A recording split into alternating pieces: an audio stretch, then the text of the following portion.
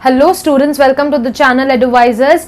आज के वीडियो में हम लोग देखेंगे कि factors affecting the rate of chemical reaction, corrosion, rancidity, ये सब क्या है। स्पेशली जो है बचा हुआ टॉपिक आपका ऑक्सीडेशन एंड रिडक्शन। ओके, सो इस वीडियो में जो फर्स्ट टॉपिक हम लोग देखने वाले हैं, factors affecting the chemical reaction.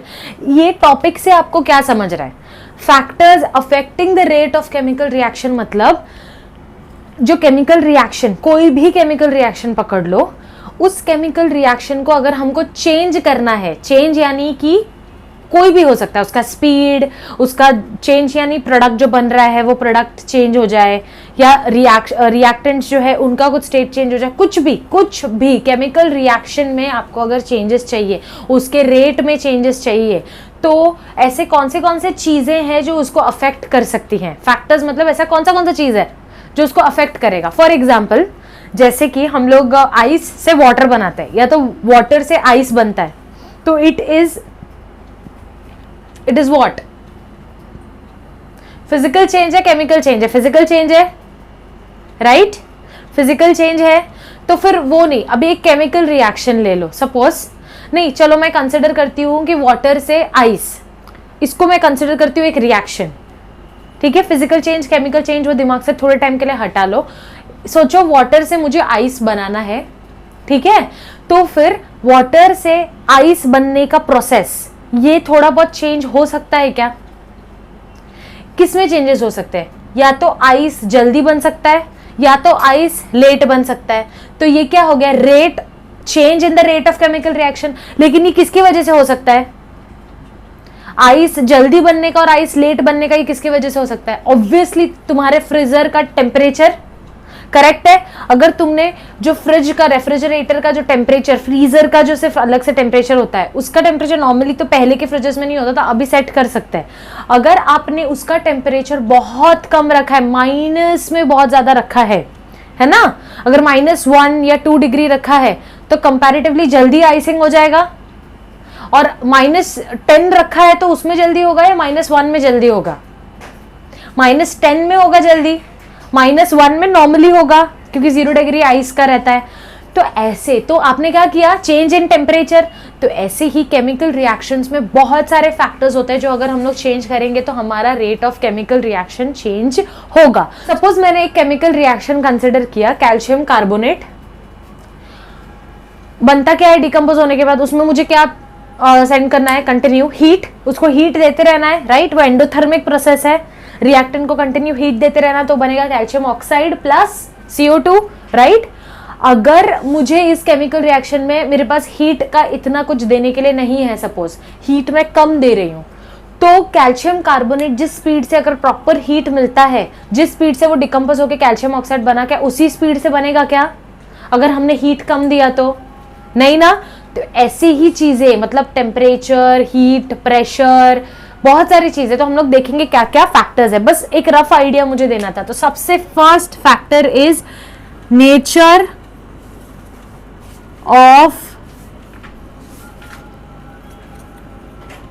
The reactants.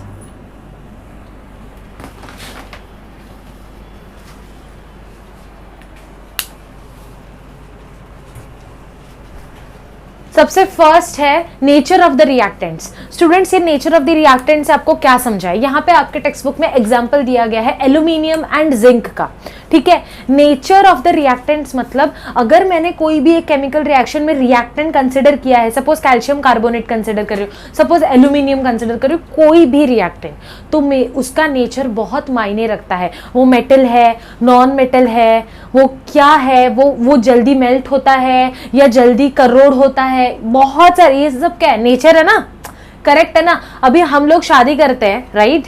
लड़का अगर शादी कर रहा है तो लड़की देखने जाते हैं, तो हम लोग whenever a person is marrying to another one, ठीक है, तो वो क्या देखता है? उसका whatever, उसका मतलब अभी सपोज कोई लड़की शादी करने वाली है, तो उसके कुछ फैक्टर्स होंगे ना, कि मेरे लिए लड़का इतना मतलब जॉब अच्छी होनी चाहिए, या घर होना चाहिए, या लड़के का नेचर अच्छा होना चाहिए, किसका कुछ रहता है, राइट? तो नेचर में हम लोग क्या देखते हैं कि लड़के का नेचर अच्छा होना चाहिए, मतलब ही शुड बी मतलब well behaved, he should respect everyone, मतलब बहुत सारी फैक्टर्स हैं।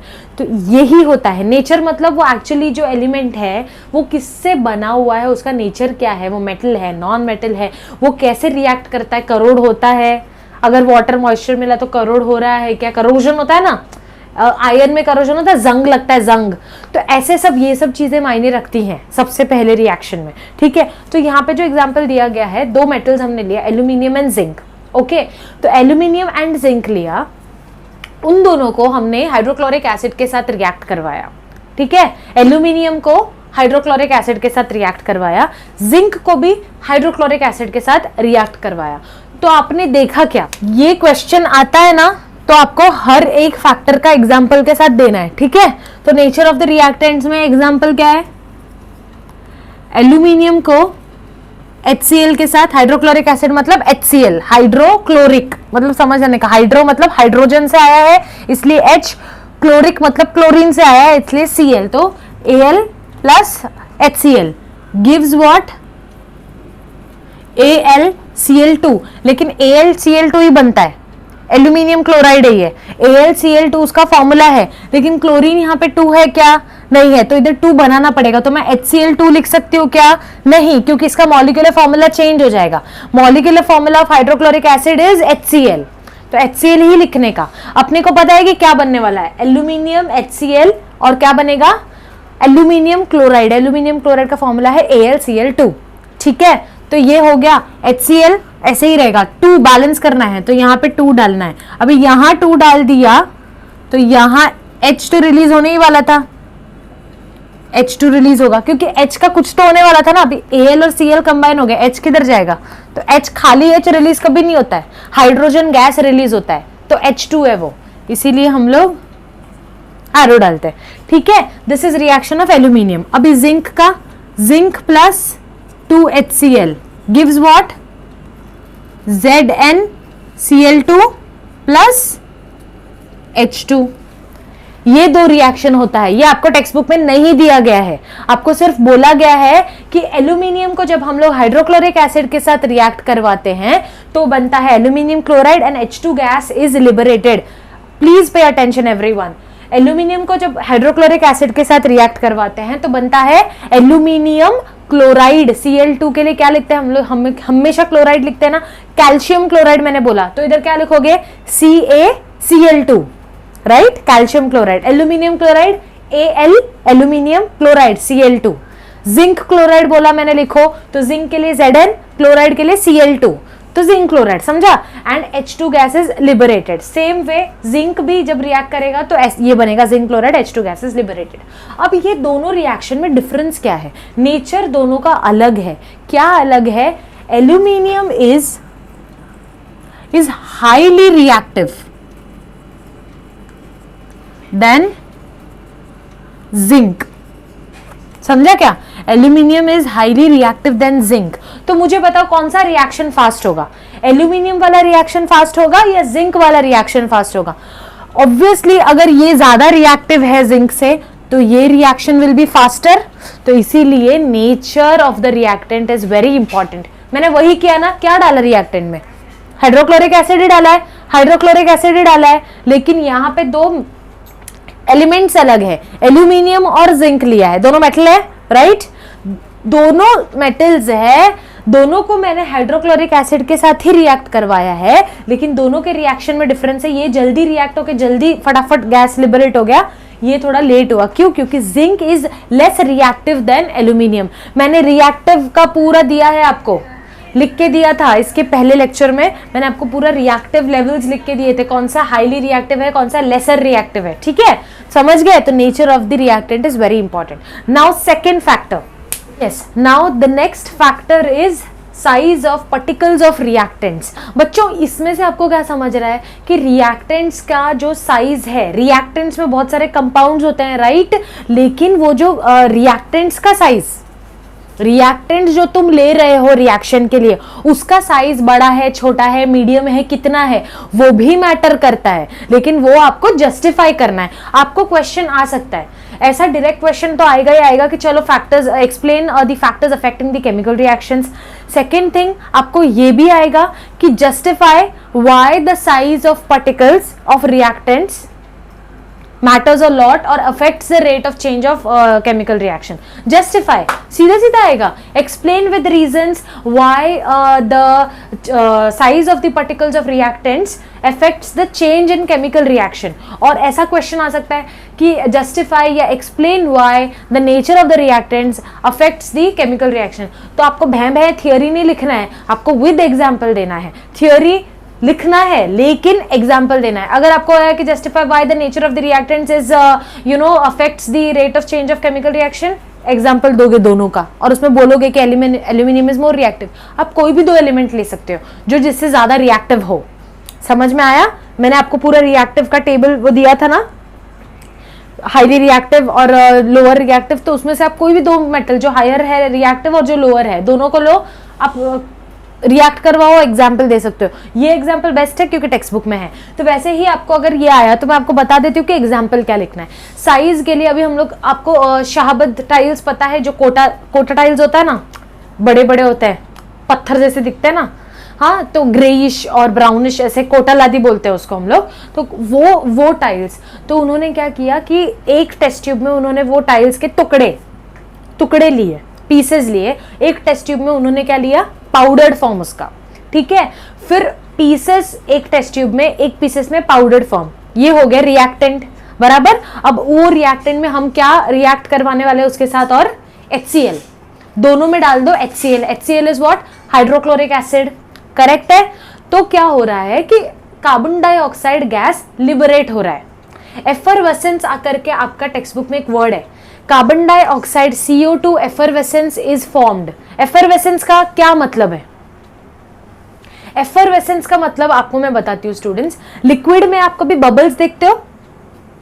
बबल्स देखते हो? हम लोग ये लेते हैं, स्प्राइट व्राइट लेते हैं, तो खोलने के बाद आप जैसे ही ग्लास में डालते हो तो बबल्स दिखते हैं आपको.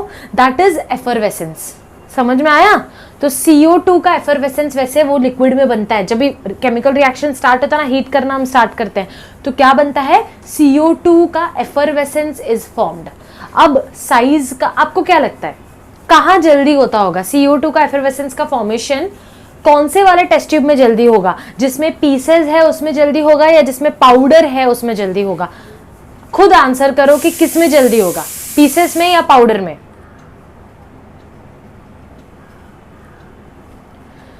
अगर आपका आंसर पाउडर है तो you are very correct. Yes, क्योंकि पाउडर्ड फॉर्म में वो जो पार्टिकल्स है वो छोटे हैं साइज उसके, तो फटाफट HCl वो पार्टिकल्स के साथ रिएक्ट करेगा और CO2 का एफरवेसेंस बन जाएगा. लेकिन वही जब ये टाइल्स के पीसेस हैं तो पीसेस के साथ वो एसिड को रिएक्ट करने के लिए थोड़ा तो टाइम लगेगा. एंड CO2 का लिबरेशन मतलब रिलीज होने को भी टाइम लगेगा.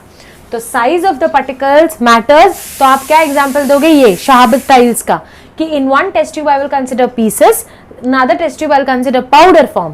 Now I will react them with HCl. CO2 gas is liberated. Effervescence. Okay, effervescence of CO2 is formed. So where is the effervescence formed? यहाँ पे क्या आएगा? रिएक्टिविटी को मैंने इसको स्मॉल r के साथ डिनोट किया है. सिर्फ एक प्रोपोर्शनैलिटी में आपको बता, रिएक्टिविटी जो अपना रेट ऑफ रिएक्शन है इसको मैं स्मॉल r के साथ डिनोट कर रही हूँ, स्मॉल r. तो मुझे बताओ रेट ऑफ रिएक्शन किसमें ज्यादा होगा? जिसमें साइज छोटा होगा. पाउडर फॉर्म में साइज छोटा है पार्टिकल्स का, तो rate of reaction is proportional to 1/s. s मतलब साइज ऑफ द पार्टिकल्स. समझा कैसे? साइज अगर छोटा है तो रेट ऑफ रिएक्शन बड़ा मतलब बढ़ता है ना. साइज छोटा था ना पाउडर फॉर्म में, लेकिन अगर साइज बड़ा है तो रेट ऑफ रिएक्शन कम हो जाता है. इसलिए इनवर्सली प्रोपोर्शनल, इनवर्स होता है. जब साइज छोटा रहता है तो रेट ऑफ रिएक्शन बढ़ते जाता है, जब साइज बड़ा रहता है तो रेट ऑफ रिएक्शन कम होते जाता है. तो इनवर्स हो रहा है ना, ये बड़ा तो ये छोटा हो रहा है और ये छोटा तो वो बढ़ रहा है, इसीलिए हम इनवर्स लिखते हैं. अगर ऐसा होता कि नहीं, rate of reaction depends on the size, as अगर साइज बड़ा तो रेट ऑफ रिएक्शन भी हाई, तो ये 1/s आता क्या? नहीं. आर प्रोपोर्शनल टू एस, मतलब अगर एस बढ़ रहा है, साइज बढ़ रहा है, तो रेट ऑफ रिएक्शन भी बढ़ रहा है। अंडरस्टूड? तो ये प्रोपोर्शनलिटी साइन के साथ मैंने डिनोट करवा दिया। Next is concentration of reactants. अभी कॉन्सेंट्रेशन भी मैटर करता है। बहुत सारे जगह पे आपने अभी तक हमने जो देखा था, कहीं पे कॉन्सेंट्रेटेड एसिड यूज कर रहे हैं, कहीं पे डाइल्यूट एसिड यूज कर रहे हैं। डाइल्यूट मतलब उसको वाटर से डाइल्यूट किया जाता है, उसकी जो कॉन्सेंट्रेशन पावर रहती है कम रहती है। जैसे कि अगर हम स्प्राइट लेकर आते हैं दुकान से, ठीक है, बॉटल हमने खोला, किसी ने सपोज छोटे बच्चे ने स्प्राइट मांगा, बट हमको डर है भाई ये पूरा स्प्राइट अगर पी जाएगा तो उसकी तबीयत खराब हो जाएगी, तो हम उसके साथ गेम करेंगे, इतना सा स्प्राइट लेंगे और उसमें इतना पानी डाल के एक ग्लास भर के देंगे और बोलेंगे देख स्प्राइट तो वैसे भी व्हाइट है ना, तो इतने से इसमें पानी डाल देंगे, नो डाउट बबल्स गायब हो जाएंगे, लेकिन डाइल्यूट हो गया स्प्राइट, राइट? तो that is dilute form of that cold drink. वही अगर हम बड़े हैं तो हम तो पूरा एक ग्लास कॉन्सेंट्रेटेड लेते हैं, तो वो कॉन्सेंट्रेटेड है। समझ में आया? तो इधर एग्जाम्पल क्या दोगे, टेक्स्ट बुक में दिया है कि when CaCO3 is reacted with dilute HCl तो क्या होता है, एंड सेम वापस से नया CaCO3 का लो, उसको आप कॉन्सेंट्रेटेड HCl के साथ रिएक्ट करवाओ तो क्या होता है। तो ये रिएक्शन आपके टेक्स्ट बुक में नहीं दिया गया है स्टूडेंट्स, मैं आपको बता रही हूं।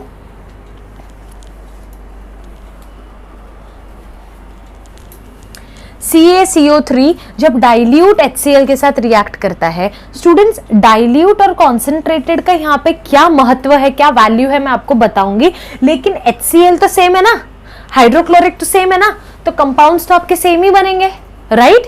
तो कॉन्सेंट्रेशन का यहाँ पे क्या मतलब आने वाला है, मैं आपको बताऊंगी। अभी इससे आपको समझना चाहिए कि CaCO3 है और HCl है, तो क्या बनेगा सबसे फर्स्ट कंपाउंड आपका, मैंने बताया था ये प्लस माइनस, तो प्लस माइनस CaCl कभी कंपाउंड नहीं होता है, क्या बनता है, CaCl2 बनता है, क्योंकि उसको हम लोग बोलते हैं कैल्शियम क्लोराइड, इधर था एल्यूमिनियम क्लोराइड, तो AlCl2 था, तो ये है CaCl2 बराबर, लेकिन 2 इधर है बट इधर तो 2 नहीं है, तो इधर हम क्या लिखेंगे 2 बैलेंसिंग के लिए। ओके, नेक्स्ट इज H2CO3 नहीं बनेगा, it is a acid but यहां नहीं बनता है। Okay, H2CO3 means carbonic acid, लेकिन यहां नहीं बनता है। यहां क्या बनता है, देखो स्टूडेंट्स, Ca और ये 2Cl का काम खत्म, CaCl2 बन गया।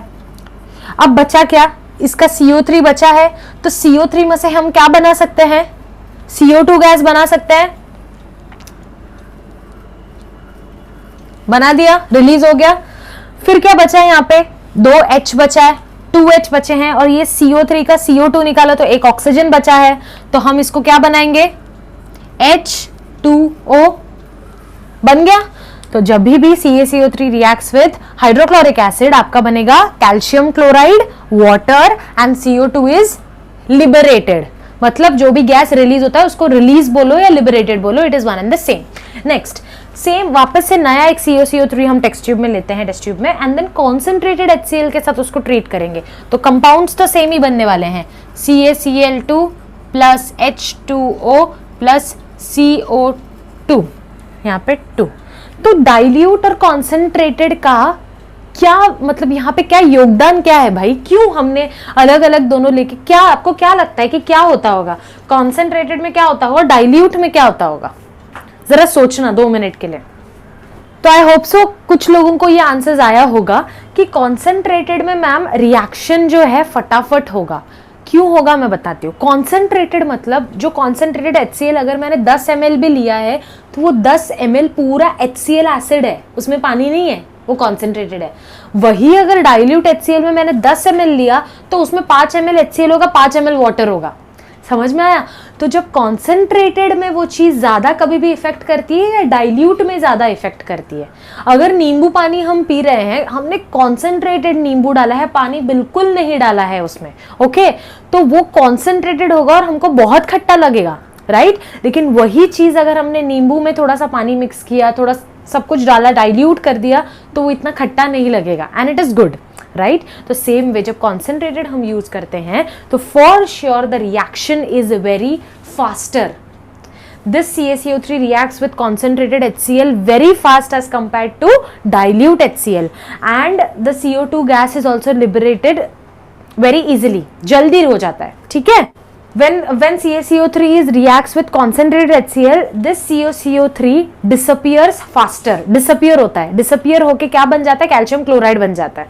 तो disappear, ऐसे ये सब टर्म्स आपको लिखने हैं. सिर्फ इतना नहीं लिखना है कि CaCO3 को जब concentrated HCl के साथ ट्रीट किया तो रिएक्शन इज फास्टर. नहीं, क्या रिएक्शन फास्टर?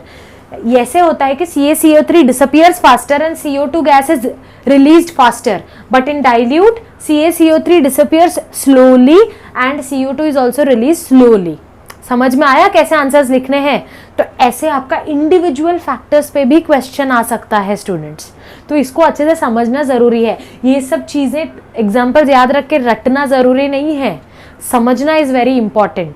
ओके, तो अभी हम लोग नेक्स्ट फैक्टर्स देखते हैं.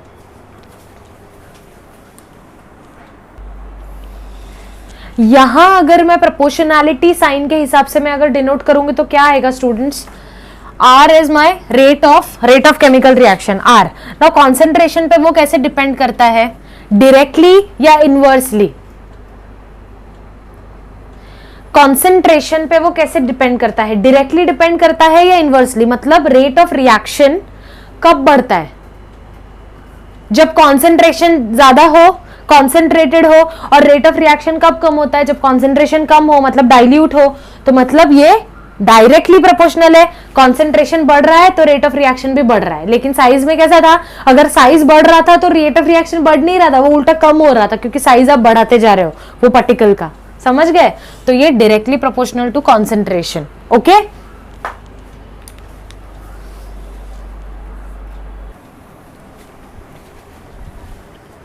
yes students, so the next factor is temperature. now temperature हमने देखा है बहुत सारे reactions में हम arrow पे heat लिखते हैं, ट्रायंगल लिखते हैं, that is nothing but temperature, right? कि हम कितना हीट पास ऑन कर रहे हैं उसको. एंड एक और चीज, हम वेजिटेबल ऑयल्स का जब वो देख रहे थे रिएक्शन, वेजिटेबल ऑयल से वनस्पति घी बनता है तो 60 डिग्री सेल्सियस चाहिए उसको, वहां पे भी लिखा था हमने. तो फिर हम यहाँ पे सबसे बेस्ट एग्जाम्पल इज हमारा, कहाँ पे हम हीटिंग प्रोसेस कर रहे हैं? लाइमस्टोन पाउडर में. याद है लाइमस्टोन पाउडर मतलब CaCO3.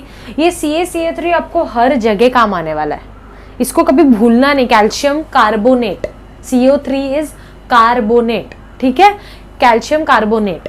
H2CO3 is carbonic acid. क्यों? क्योंकि कार्बोनेट है तो H2 मिल गया तो कार्बोनिक एसिड. ये सब आप 11th-12th में इन डेप्थ पढ़ोगे, वो छोड़ दो. लेकिन अभी यहाँ पे टेम्परेचर के लिए एग्जाम्पल क्या लिखोगे? Decomposition of what? Limestone powder. उधर क्या किया हमने? हीट दिया था. ज्यादा हीट देंगे तो फटाफट क्या बनेगा? जब हम कैल्शियम कार्बोनेट को हीट कर रहे थे क्या बन रहा था? Calcium oxide, that is what? Slaked lime. Slaked lime, SLAKEDLIME, slaked lime, ठीक है. तो CaO बन रहा था एंड CO2 वाज रिलीज्ड. लेकिन उसको हम लोग क्या बोलते हैं, मतलब CaO वो क्या हो रहा था? That product turns milky, milky बन जाता है वो, ठीक है. तो जब हीट हम कम देते हैं तो वो मिल्की का प्रोसेस जो है वो स्लो हो जाता है, और जब हीट ज्यादा देते हैं तो फटाफट होता है, स्लेक लाइम इज प्रोड्यूस्ड, या फास्टर फटाफट बनता है वो. तो सिंपल यहाँ पे प्रोपोर्शनैलिटी साइन अगर दूं तो R is rate of chemical reaction. It is directly proportional या inversely proportional to temperature? Rate of chemical reaction temperature से डायरेक्टली प्रोपोर्शनल है कि इनवर्सली? मतलब अगर टेम्परेचर मैंने हाई दिया, ज्यादा टेम्परेचर दिया, तो रेट ऑफ रिएक्शन बढ़ेगा कि कम होगा?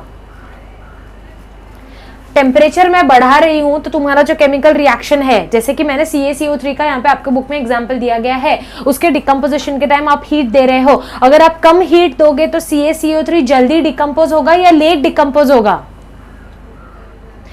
कम हीट दे रहे हो तो लेट डिकम्पोज होगा ऑब्वियसली. तो मतलब अगर हम टेम्परेचर बढ़ाते हैं तो रेट ऑफ रिएक्शन भी बढ़ रहा है, दोनों साथ में है, तो इसीलिए डायरेक्टली प्रोपोर्शनल टू टेम्परेचर. समझ में आया? टेम्परेचर अगर हम लोग बढ़ाते हैं तो रेट ऑफ रिएक्शन भी फटाफट होगा. टेम्परेचर हमने कम कर दिया, भाई गैस आप स्लो कर दिए, चावल बिठा है कुकर में और गैस आपने स्लो कर दिया, सीटी जल्दी आएगी क्या? ऑब्वियसली नहीं आएगी. आप हीट कम कर दिए हो तो फिर आपका रेट ऑफ रिएक्शन भी कम ही होगा ना, सीटी लेट ही आएगी ना. लेकिन अगर आपने फास्ट रखा है और भी बड़े वाले बर्नर पे रखा है और फास्ट रखा है तो सीटी जल्दी आएगी आपके कुकर की, विसल जल्दी आएगा. तो ऑब्वियसली जब हम हीट टेम्परेचर बढ़ा देते हैं तो रेट ऑफ रिएक्शन भी अंदर फटाफट होता है और सीटी भी जल्दी आती है. समझ में आ रहा है? तो कोई भी चीज याद रखना, अगर ये चीज बढ़ रहा है, उसके बदले उसके बाद जो रिजल्ट है वो भी बढ़ रहा है, तो मतलब दोनों डायरेक्टली प्रोपोर्शनल है। ठीक है, समझ में आ रहा है? हमारा एज बढ़ते जाता है, साइड बाय साइड हमारा एजुकेशन भी बढ़ते जाता है। ऐसा है क्या हम 15 साल के होके आज भी 3rd स्टैंडर्ड में हैं या 3rd स्टैंडर्ड की पढ़ाई कर रहे हैं हम लोग? ऐसा नहीं है। तो the education and our age is directly proportional. इसलिए एक सेट किया गया कि 3 साल से हम जूनियर केजी स्टार्ट करते हैं। राइट? समझ में आ रहा है चीज कैसे डायरेक्टली प्रोपोर्शनल होता है, कैसे इनवर्सली प्रोपोर्शनल होता है। Next is catalyst. कैटलिस्ट मैंने एक पहले भी एक रिव्यू दिया हुआ है आपको पहले लेक्चर्स में। कैटलिस्ट यहाँ पे आपको एग्जांपल दिया है पोटेशियम क्लोरेट का। ठीक है, पोटेशियम क्लोरेट, पोटेशियम इज के, क्लोरेट हम ऐसे लिखते हैं ClO3। ठीक है, पोटेशियम क्लोरेट को जब हम हीट करते हैं तो बनता है KCl and oxygen is release, but this is not balanced. मुझे यहाँ पे लिखना है 3 है 2 है, तो क्या लिखूंगी मैं? सबसे बैलेंसिंग मैंने सिखाया था, यहाँ पे 3 है यहाँ पे 2 है, तो यहाँ 3 है तो यहाँ 2, यहाँ 2 है तो यहाँ 3। ठीक है, तो 2 KCl आएगा यहाँ पे भी, क्योंकि यहाँ पे 2 है KCl और O3, 3 × 2 is 6, तो 3 × 2 6 हो गया, तो 2 KCl। यहाँ पे पोटेशियम क्लोराइड बन रहा है। पोटेशियम क्लोराइड को जब हम नॉर्मली हीट करते हैं, that process is very slow. हम लोग जब नॉर्मली प्रॉपर उसको हीट देने के बाद भी ये प्रोसेस बहुत स्लो है। तो जब ऐसे रिएक्शंस होते हैं, अभी मैंने आपको एक क्वेश्चन किया कि if I want to increase the rate of reaction then what I should do. मैंने आपको एक क्वेश्चन किया कि मुझे एक रिएक्शन है, मुझे ये रिएक्शन है, ये बहुत स्लो हो रहा है यार, मैं एकदम प्रॉपर टेम्परेचर दे सब कुछ, लेकिन बहुत स्लो हो रहा है, तो मैं क्या कर सकती हूँ इसमें? अभी हमने जितने फैक्टर्स पढ़े सब कुछ रिलेट करो। आप क्या क्या कर सकते हो? सबसे पहले तो आप क्या चेक करोगे? इसका नेचर क्या है। चेक करोगे कि अरे इसका नेचर सही है क्या, मतलब फटाफट रिएक्टिव है नहीं है। ठीक है, आपने चेक किया, नहीं रिएक्टिव है।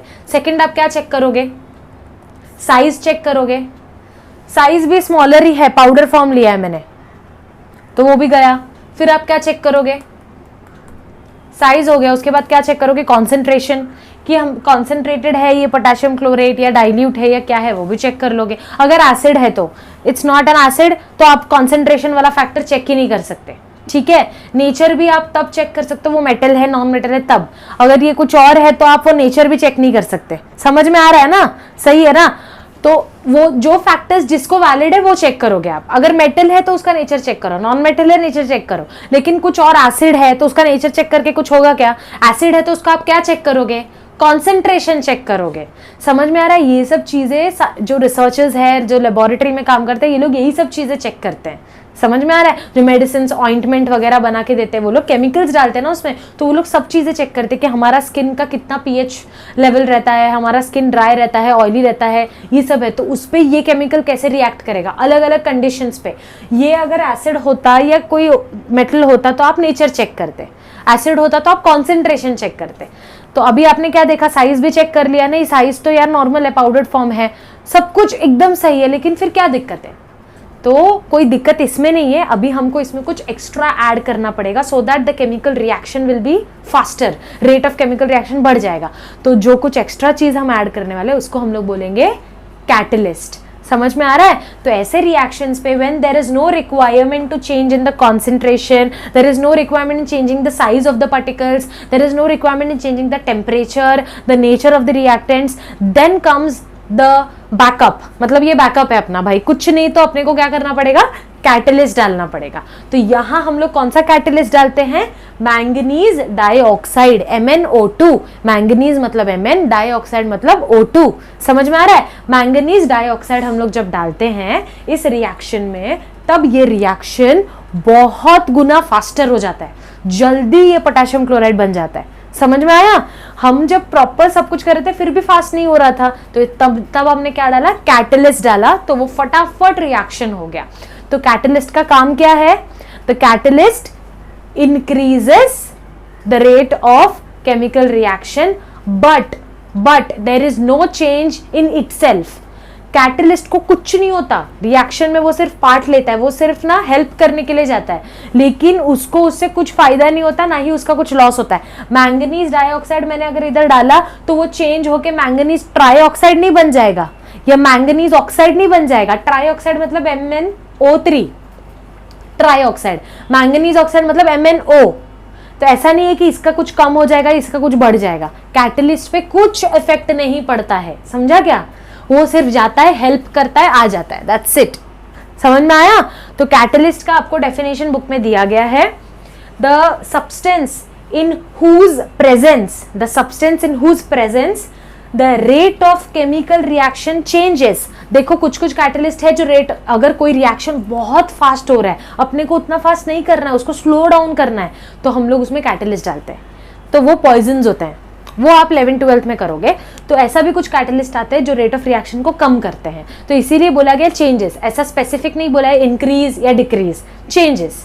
तो the substance in whose presence the rate of chemical reaction changes, okay, without causing any chemical change to it मतलब खुद मैंगनीज ऑक्साइड को कोई केमिकल चेंज नहीं होता, वो सॉलिड है तो लिक्विड बन के बाहर नहीं आता, समझा क्या? वो एक हेल्पर है, वो हेल्प करने जाता है, हेल्प करके आ जाता है, दैट्स इट, वो कुछ नहीं करता। समझ में आया चीज? तो दिस इज कैटलिस्ट, ओके। तो रेट ऑफ रिएक्शन इसका क्या हुआ, चेंज हुआ।